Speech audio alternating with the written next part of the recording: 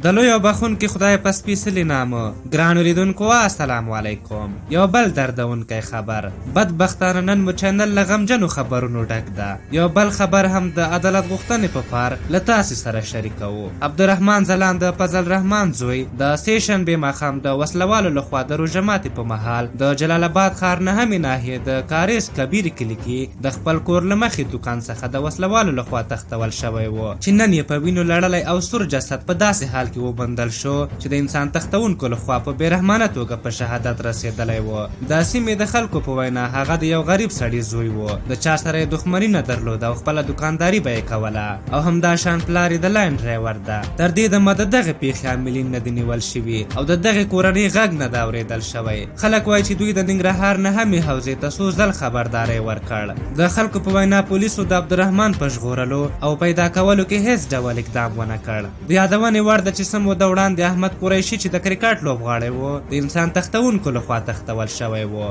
کله چې خلکو په پراخه کچه له حکومت وغوښتل چې هر څنګه وي باید قریشي وژغوري نو هغه و چې قریشي وژغورل شو. موږ له امنیتي ځواکونو غواړو چې دغه پیښه دې تعقیب کړي او دې کورنۍ ته د انصاف ورکړي او همداسې پیښو مخنیوي کې د جدي اقدام وکړي ترڅو د خلکو باور بیرته لاسته راوړي او خلک خپل هیواد کې په ارامه او بدون له ویرې ژوند وکړي. یوه بله د بدبختۍ خبره دا ده چې تر اوسه یوې رسنۍ هم دغه موضوع نه ده راخیستې. له رسنیو مو هیله دا ده چې خبر رسولو کې توپیر ونه کړي. که د یو کس لپاره د انصاف غږ خپروي نو د بل لپاره دې هم خپور کړي. دوستانو دا ویډیو نشر کړئ او غږ پورته کړئ. خلک چې د حکومت ملاتړ کوي نو حکومت یې باید امنیت ته فکر وکړي. دا د خلکو حق ده. تاسو څه نظر لرئ؟ خپل نظر مو راسره په کومنټ کې شریک کړئ. تر بلې ویډیو مو په لوی او بخونکي خدای سپارم. د الله په امان.